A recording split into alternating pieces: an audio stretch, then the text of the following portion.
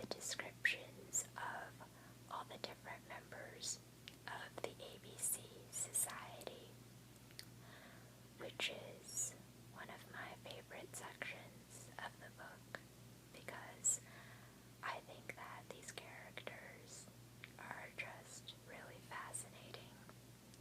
And a note about this reading, I will be alternating between soft speaking and whispering, and I'll be starting off with soft speaking, switching to whispering, and then switching back and forth between the two for the rest of the reading. So, I hope you enjoy. Most of the members of the ABC Society were students having friendly relations with a number of workers. These are the names of the more important, those who have, to some extent, a place in history. Angela, Combeferre, Jean Prouvaire, Folly, Courfeyrac, Barrel, L'Aigle, L'Aigle, Joly, Grantaire. These young men formed a sort of family, united by friendship. All except L'Aigle came from the Midi. They formed a remarkable group, one which has vanished into the limbo of the years that lie behind us, but at this point in our story, it may be of value to shed some light on their youthful countenances before the reader follows them as they plunge into the shadow of a tragic adventure. We have named Angela first, and the reason for this will be seen later. He was the only son of wealthy parents, a charming young man who was capable of being a terror. He was angelically good-looking, an untamed Antinous. From the thoughtfulness of his gaze, one might have supposed that in some previous existence he had lived through all the turmoil of the Revolution.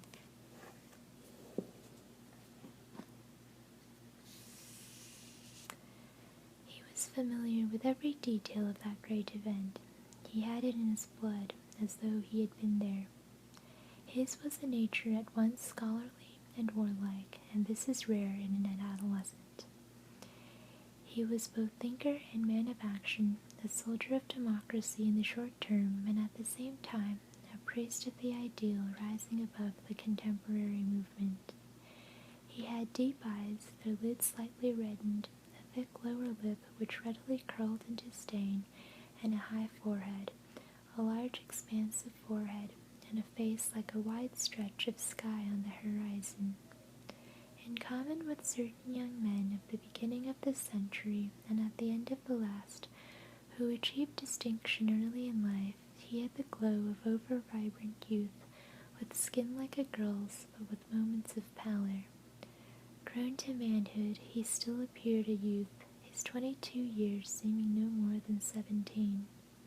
He was austere, seeming not to be aware of the existence on earth of a creature called woman. His sole passion was for justice, his sole thought to overcome obstacles. On the Aventine Hill he would have been Gracchus, in the Convention he would have been Saint-Just. He scarcely noticed a rose, was unconscious of the springtime, and paid no heed to the singing of birds.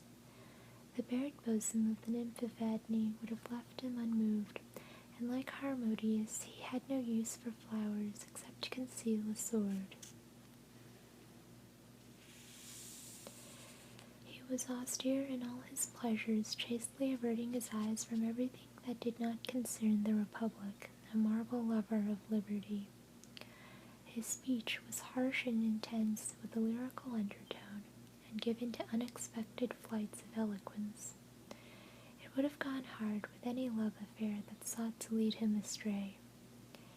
Had a grisette from the Place Cambrai or the Rue Saint-Jean-de-Beauvais, seeing that schoolboy face, the page-boy figure, the long fair lashes over blue eyes, the hair ruffled in the breeze, the fresh lips and perfect teeth, been so taken with his beauty as to seek to thrust herself upon him, she would have encountered a cold, dismissive stare, like the opening of an abyss, which would have taught her not to confuse the cherubini of Beaumarchais with the cherubim of Ezekiel. At the side of Angelclad, who represented the logic of revolution, was Combeferre, representing its philosophy. The difference between logic and philosophy is that the one can decide upon war, whereas the other can only be fulfilled by peace. Combeferre supplemented and restrained Angelclad. He was less lofty, but broader of mind. He sought to instill principles in terms of basic ideas, saying revolution, but civilization, and spreading wider horizons.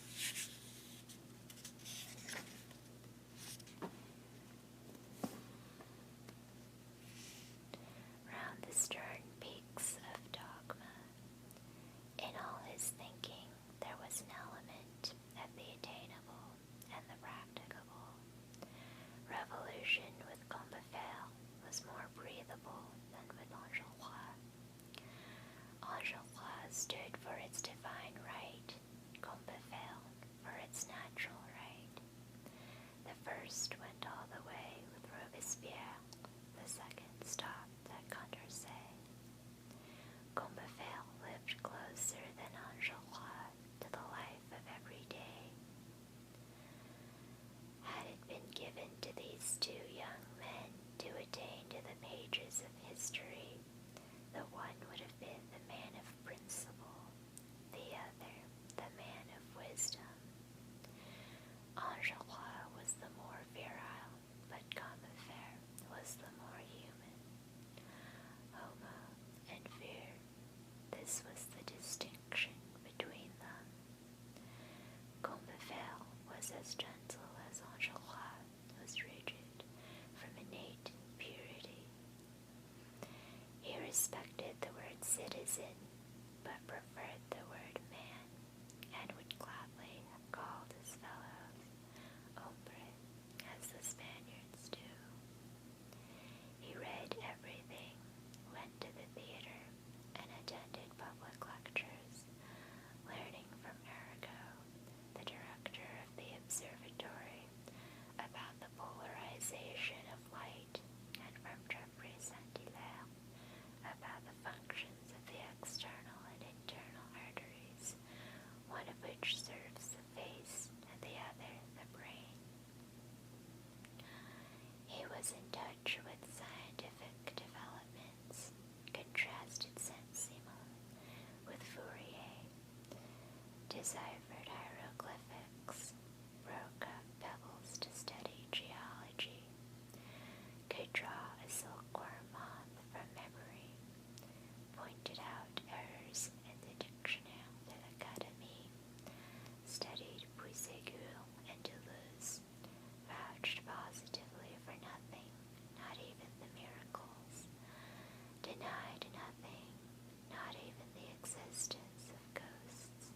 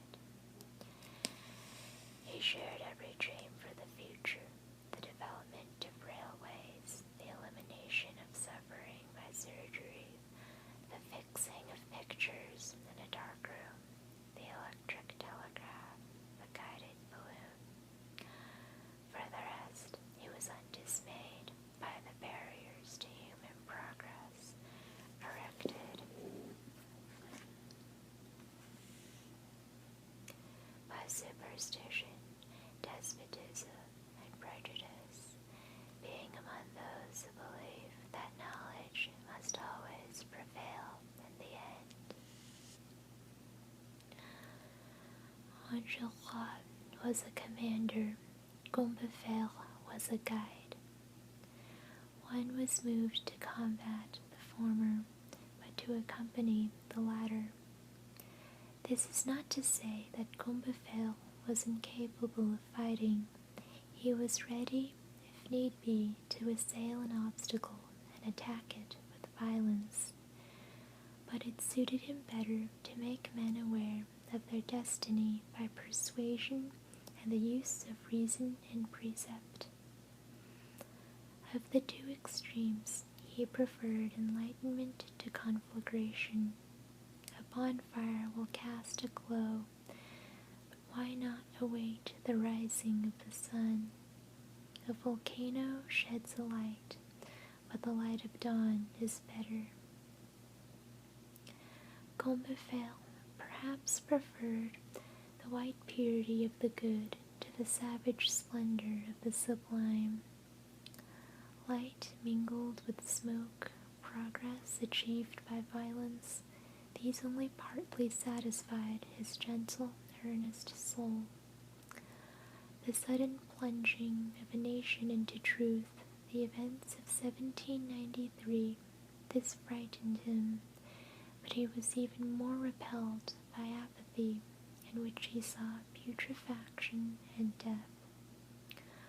All in all, he preferred spray to mist, the torrent to the cloaca, Niagara to the Lac de Montfaucon. He wanted neither immobility nor overhaste, while his exuberant friends, chivalrously in love with the absolute, extolled the splendid lottery of revolution. He was more disposed to let progress take its course, sane progress, cold-blooded perhaps, but undefiled, methodical but irreproachable, phlegmatic but unshakable.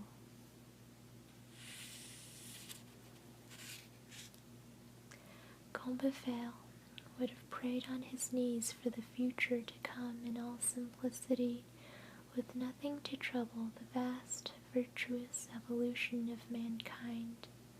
Good must be innocent, he constantly said, and indeed, if it is the grandeur of revolution that, with eyes fixed on the blinding ideal, it flies like an eagle towards it, with blood and flame in its talons, the beauty of progress resides in the fact that it is unsullied.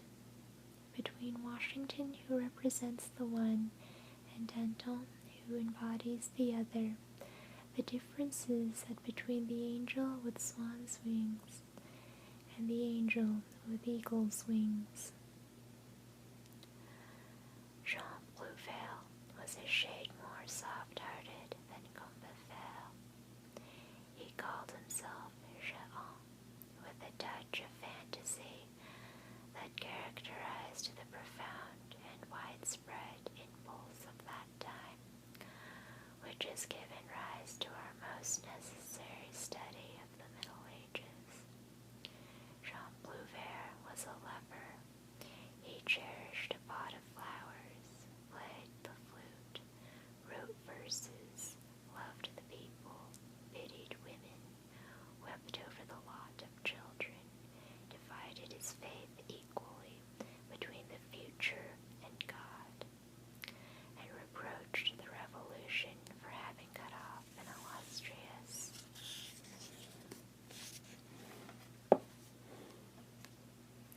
head, that of André Chenier.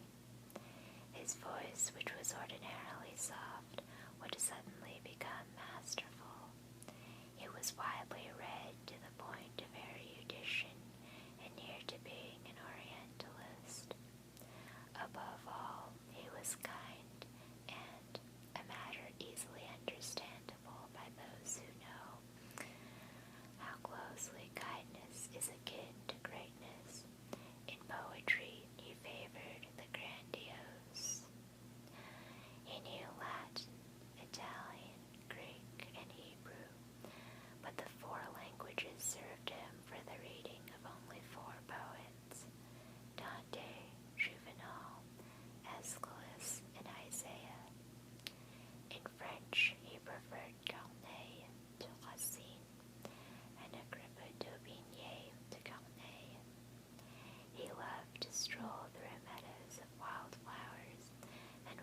scarcely less interested in the passage of the clouds than in the passage of events.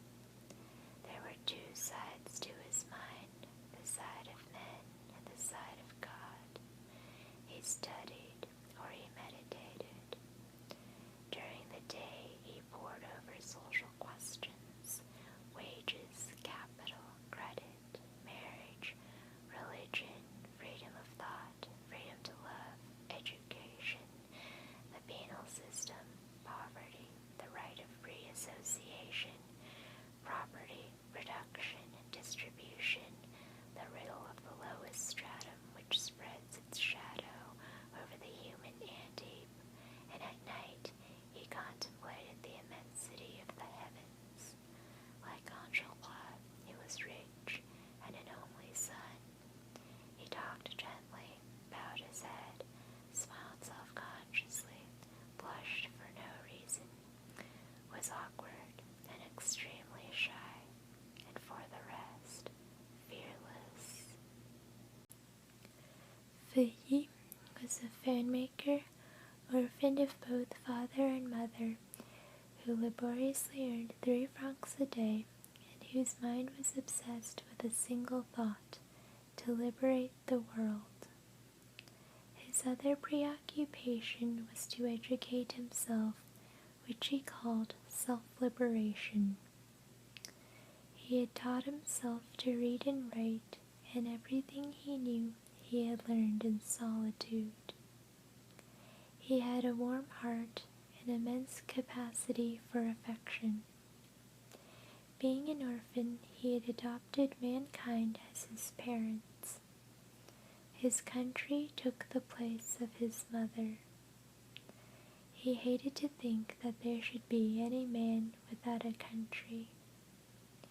With the profound instinct of a man of the people, he cherished in his heart something that we now call the idea of nationality. He read history precisely in order that his protest might be well informed in this matter. In that youthful circle of utopians, which was concerned principally with France, he stood for the world outside, specializing in Greece, Poland, Hungary, Romania, and Italy. The names cropped up constantly in his discourse, with or without reason, with the obstinacy of conscious rightness. The rape of Crete and Thessaly by Turkey, of Warsaw by Russia, of Venice by Austria, these things outraged him. Above all, the first partition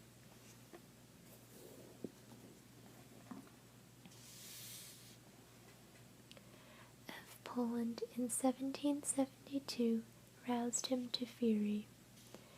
There is no more powerful eloquence than that of indignation based on true conviction, and this was the power that he possessed.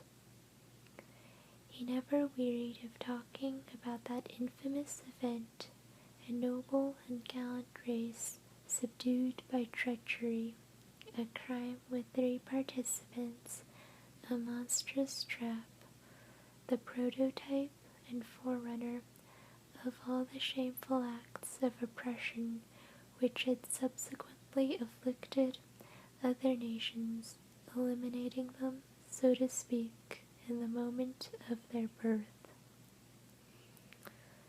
All contemporary social assassinations derive from the partition of Poland. It is a proposition of which all current political misdeeds are corollaries. Not a despot, not a traitor, in the past near century, but in one way and another, has paraphrased and endorsed that criminal act. When the history of modern betrayals is compiled, it will be first on the list. The Congress of Vienna examined it before committing its own crime. The tally-ho was in 1772, the kill in 1815. Such was Feuilly's thesis. The penniless workman had constituted himself the guardian of justice, and justice had rewarded him with a touch of greatness. The right, indeed, is indestructible. Warsaw can no more be Tartar than Venice can be Teutonic.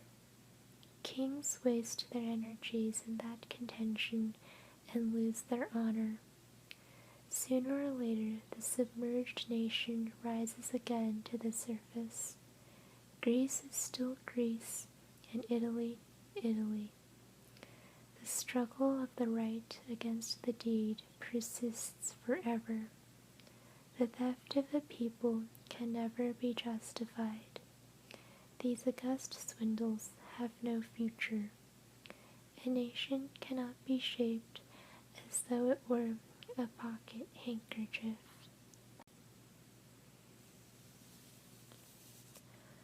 Courfeyrac had a father who was addressed as Monsieur de Courfeyrac, a belief in that particle being one of the misconceptions of the Restoration bourgeoisie in the matter of aristocracy and titles of nobility. As we know, it has no real significance, but the bourgeoisie in the days of La Minerve esteemed it so highly that many who had legitimately borne it were constrained to abandon it. Monsieur de Constant de Rebec becoming plain Benjamin Constant, and Monsieur de Lafayette plain Monsieur Lafayette. Not wishing to be behindhand, Courfeyrac called himself plain Courfeyrac. Where Courfeyrac is concerned, we might almost leave it at that, simply adding, for Courfeyrac led Tholomyès, the one-time lover of Fantine. He possessed that youthful ardor that may be termed the infernal beauty of the spirit. Later, it fades like the grace and beauty of a kitten, becoming, on two legs, a bourgeois.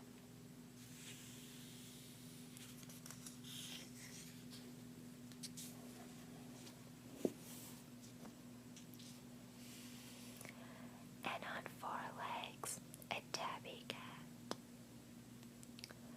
This is a type of individual that constantly recurs in seats of learning, as though its quality were handed down from generation to generation.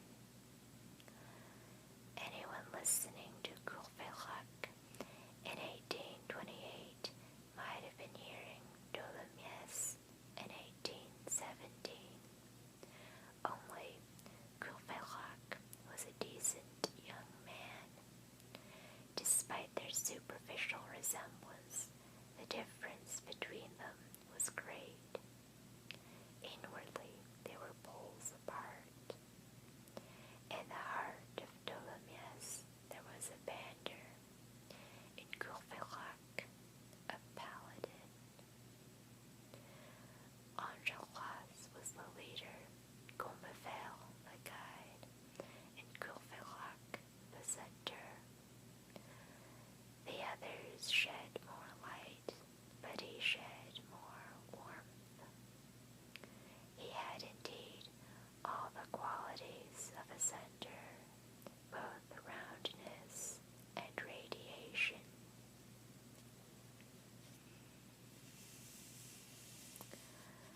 Barclay had had a share in the bloody riot of June 1822, occasioned by the funeral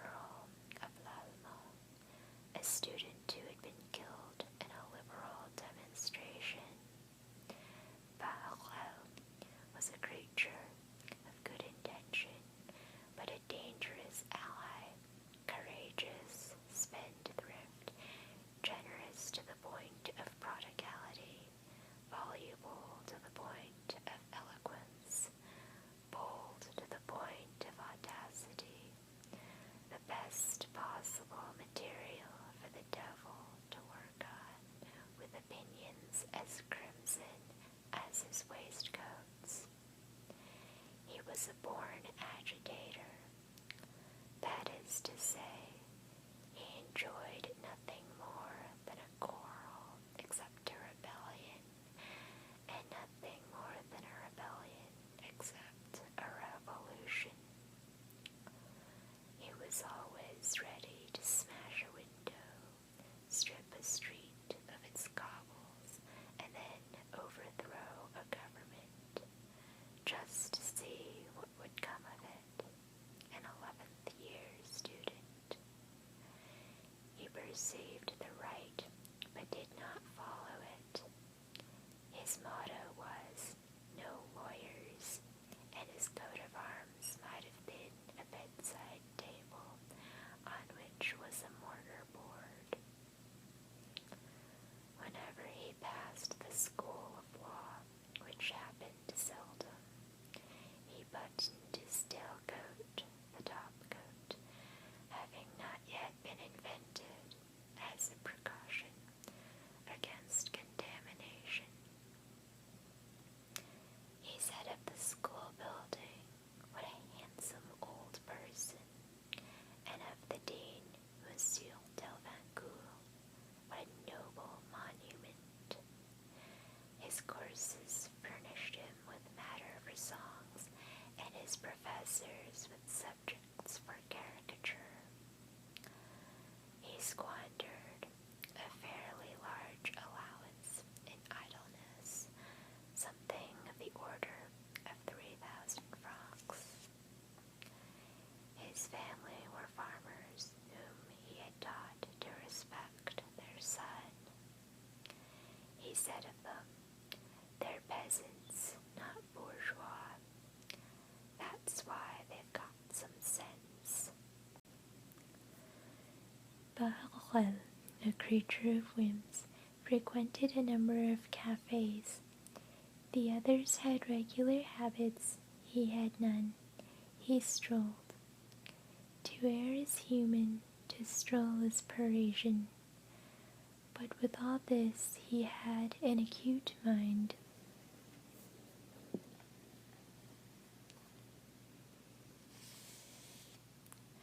And was more given to thought than he appeared to be.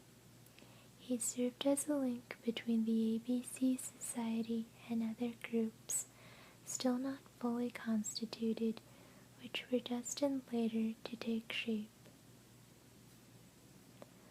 In this conclave of youthful heads there was one which was bald. The Marquis d'Averay, whom Louis XVIII made a duke for having helped him into a hired cab on the day of his emigration, has related that when the king disembarked at Calais on his return to France in 1814, a man approached him with a petition. "What is it you want?" the king asked.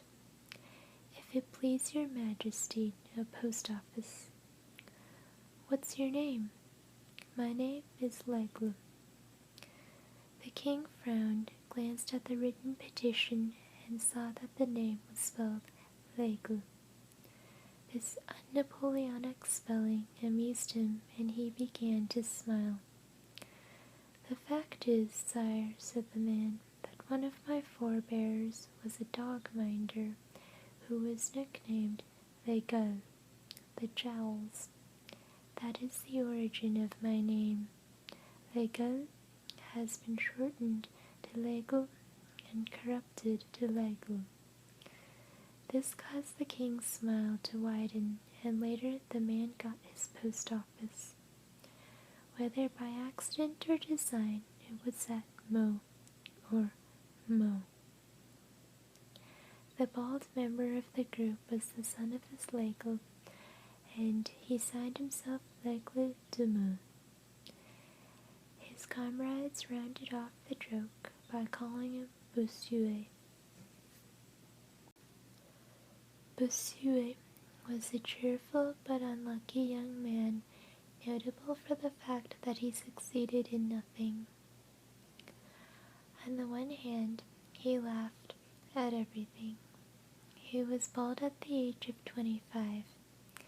His father had wound up with a house and land, but the son had promptly lost both in an ill-advised speculation.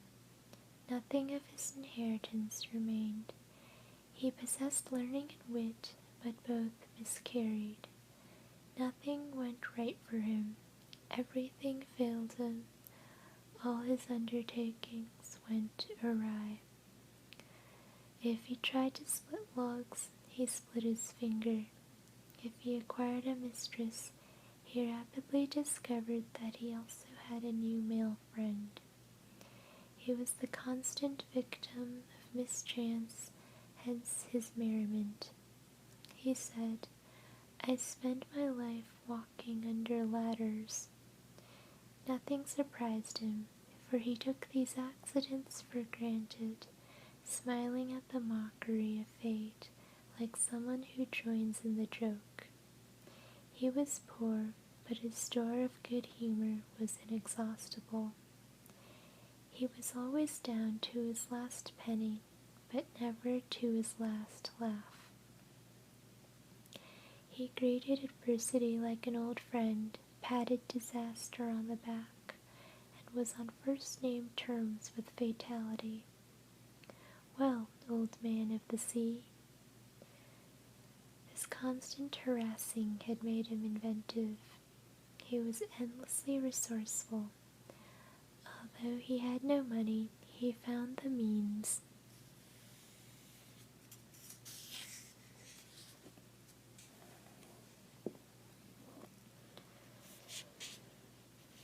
When he was in the mood to squander fantastic sums.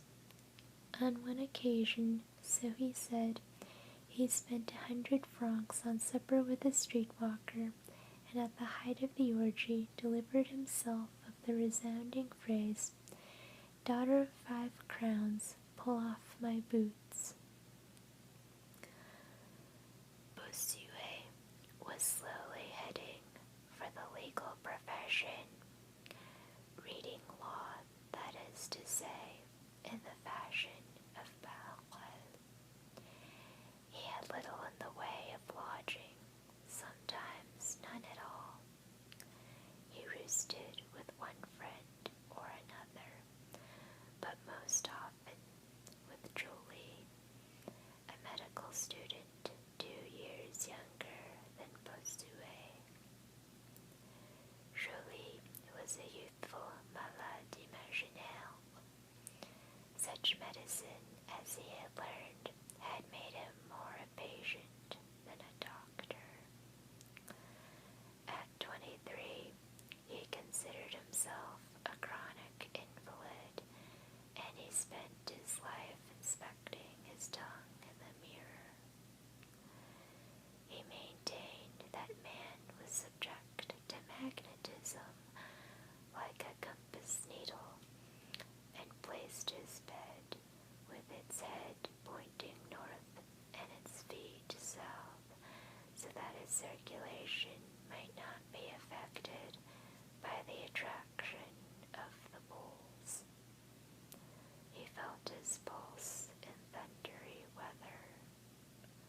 For the rest, he was the gayest of them all. His youthful inconsistencies, exaggerated, morbid but light-hearted, blended harmoniously together to make an eccentric, agreeable young man, to whom his comrades applied the English word jolly. Julie had a habit of rubbing his nose with the knob of his cane, the sign of a sagacious mind. All these young men, so diverse, but who, when all is said, deserved to be taken seriously, had a religion in common: progress. All were the direct descendants of the French Revolution, and even the most frivolous became serious at the mention of the year 1789. Their fathers in the flesh had been royalists, vaillants,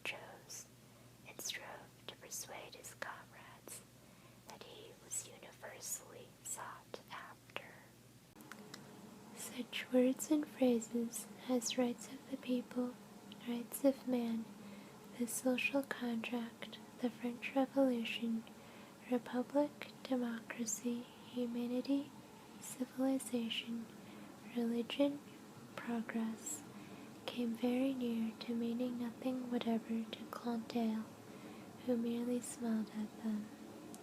Skepticism, that dry rot of the intellect, had left him without a whole thought in his head.